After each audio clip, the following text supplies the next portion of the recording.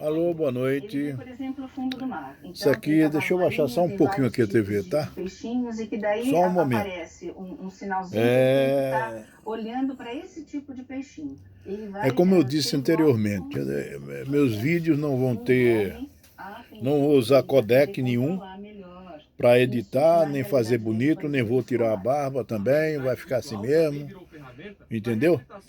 O que vale na realidade para mim é o conteúdo. Tá? A cobrança é imensa, cara. A cobrança é imensa porque o livro meu está demorando a sair. E com essa pandemia, a boneca ficou lá na editora e eles estão retornando agora para entregar os produtos comerciais que eles pegaram antes do livro. Né? Eu tô no tipo prelo, né? Bom, mas vou dizer uma coisa, eu estou sendo cobrado sobre o livro Distância. Eu vou dar só uma esquentada na cabeça de vocês. Ora, o que eu vou falar talvez não tenha ligação nenhuma com Instância, mas é importante, eu acho importante. Na primeira linha do tempo, porque a história é dividida em linha de tempo, começo e fim. Só que a história que eu sou adepto, ela não tem nem começo nem fim. Tá? É a história nova da linha de Mark Bloch e Peter Barker.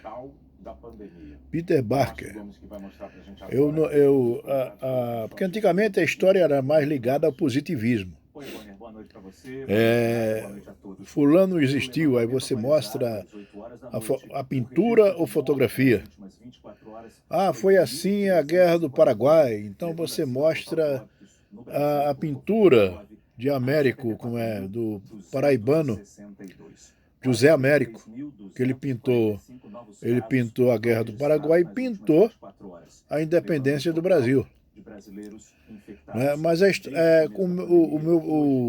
história de Distância, eu primeiro faço uma sinopse, né?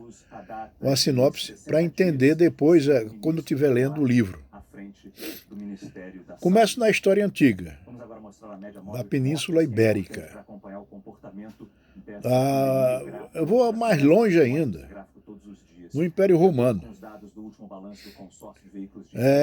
A média de mortes dos últimos 7 dias, representada aqui por essa linha Espanha, não é Espanha, era Hispânica e Portugal, Península Ibérica. Aí eu vou explicar, vou historicizar a coisa, vou usar ciências auxiliares. Aliás, estou usando ciências auxiliares à história, que é o historicismo, antropologia, sociologia, política, psicologia, né? E arqueologia e etnografia. Eu não vou usar heráldica, não, porque no Brasil vieram para cá poucos nobres. Mas eu estou usando também, eu estou usando a numismática, eu estou usando como é que se diz? Foi tanta coisa que eu pesquisei, rapaz, que eu pensei que era 16 anos. São mais de 16 anos. Eu é que tinha 16 anos, mais ou menos, quando eu comecei a pegar aquelas coisas escritas, quando eu saía com minha mãe, ou com meu pai, para casa de parente, para casa de amigos da minha mãe, e começava a escrever. Entendeu?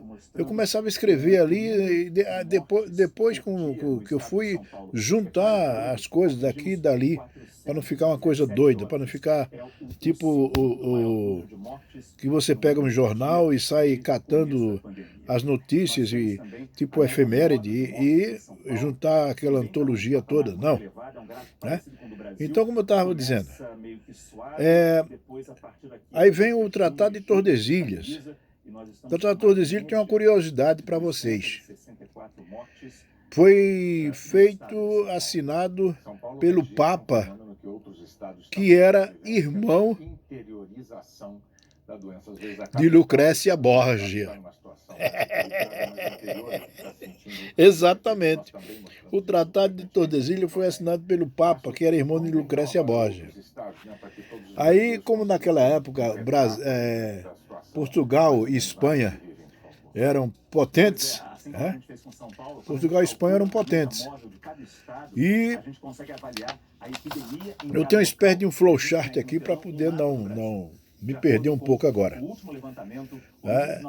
E tinha aquela polêmica depois da descoberta nada, que o Marco Polo trouxe da China. E a China aí de novo.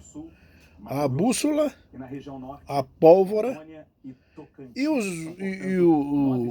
clérigo, o pessoal das igrejas, começaram a experimentar a pólvora.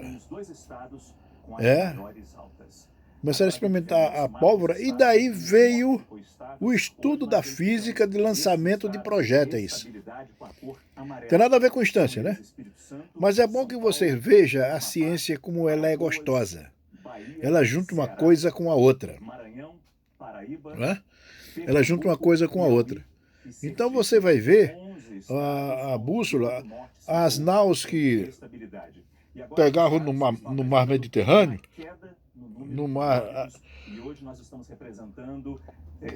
desculpa aí, viu?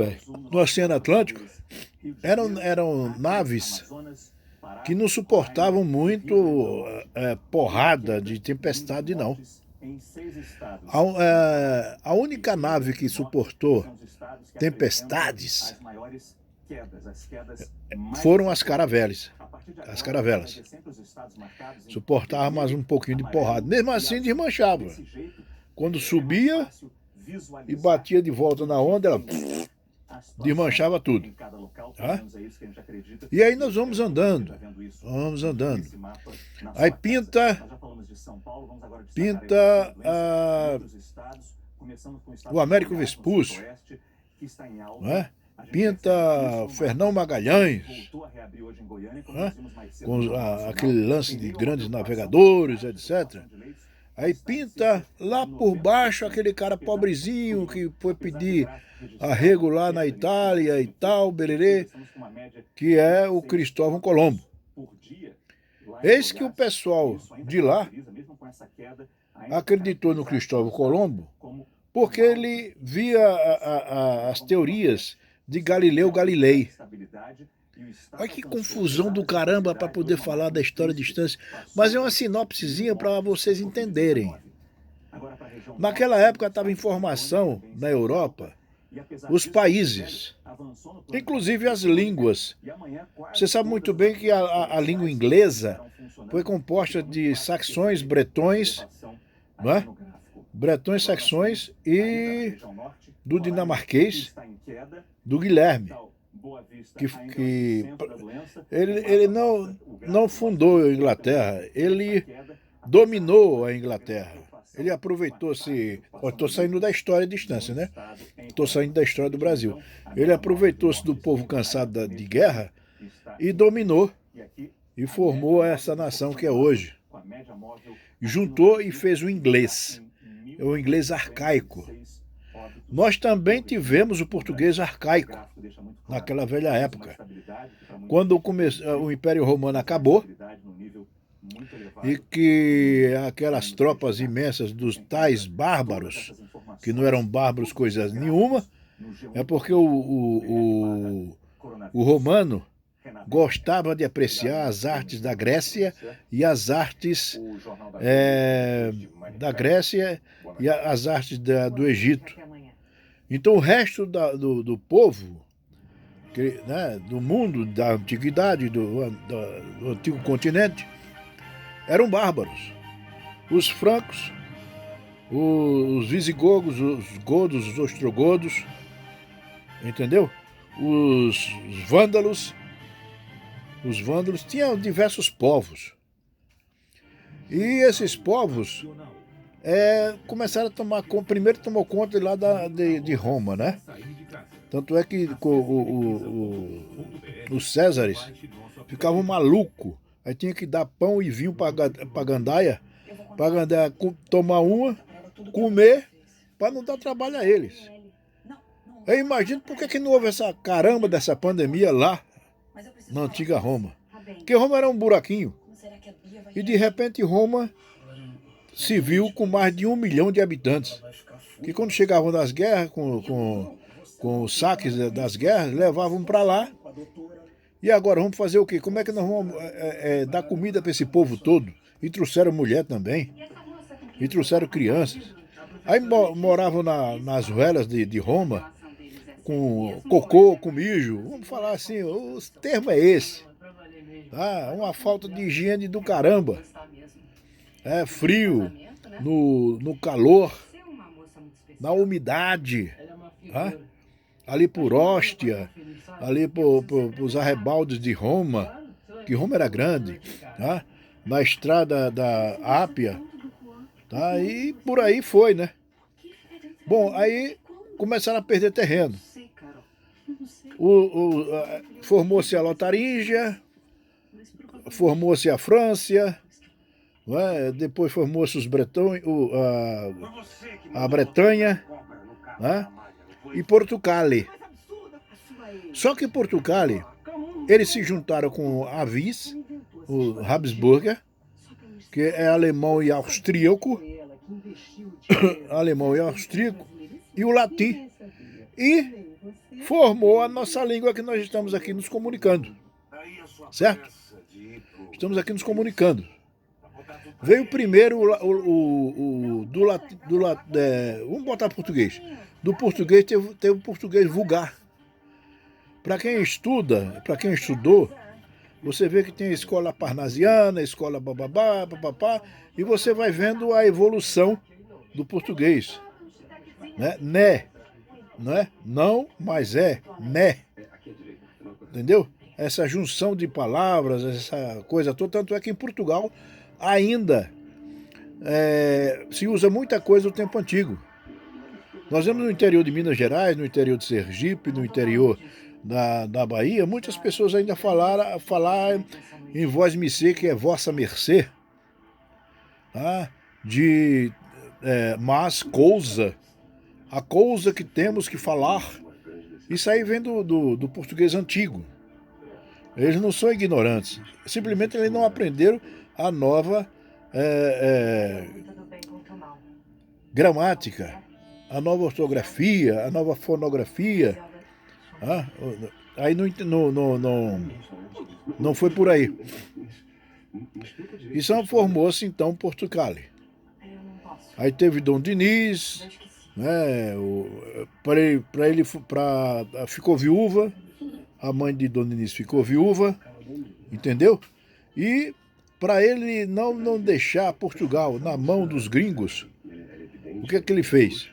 Ele pegou a mãe, botou no calabouço para dormir na palha. Para dormir na palha. Meu irmão, começou assim, dessa bagunça toda. E perdeu terreno para os hispânicos, entendeu? Aí teve aquelas invasões que eles chamam de bárbara, tal, que eram os árabes. Teve a invasão dos ratos, que culminou trouxe doença da região arábica e culminou com 40 milhões de europeus no século XIV.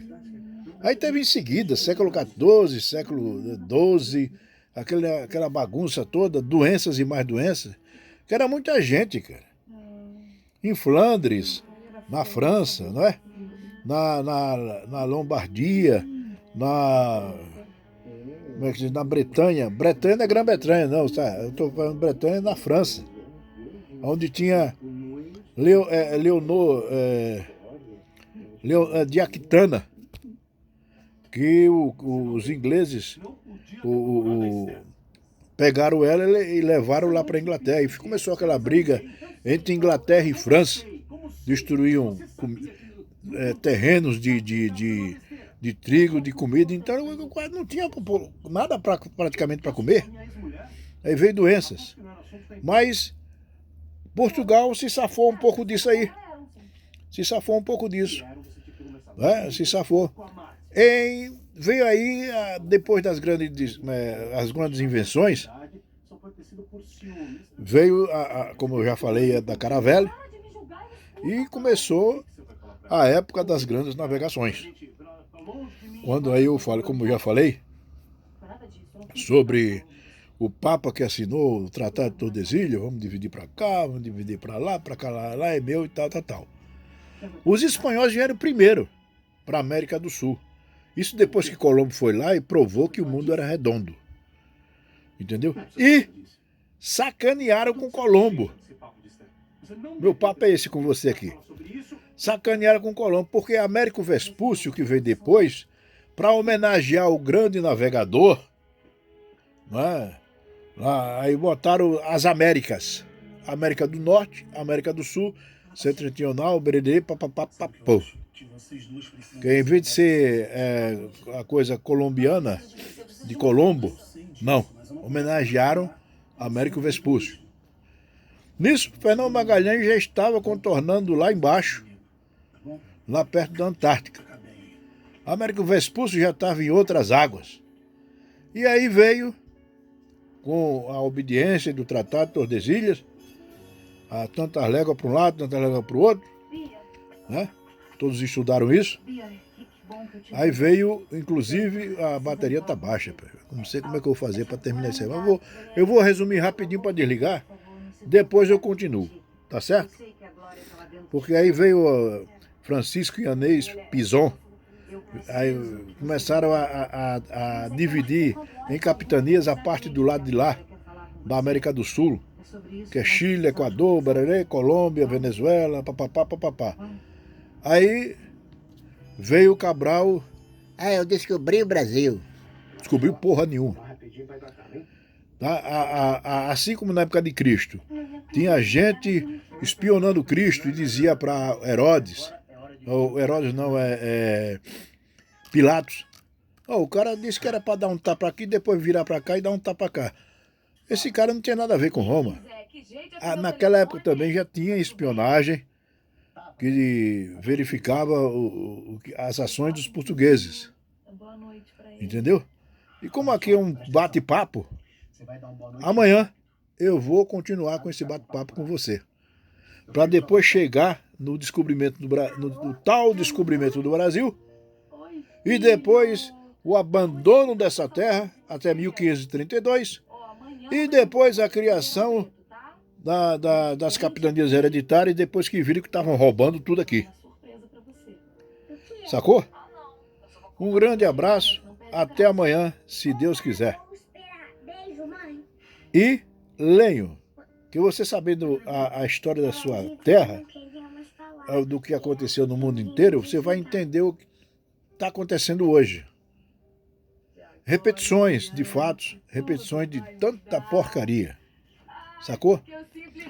Da história nova para nova história.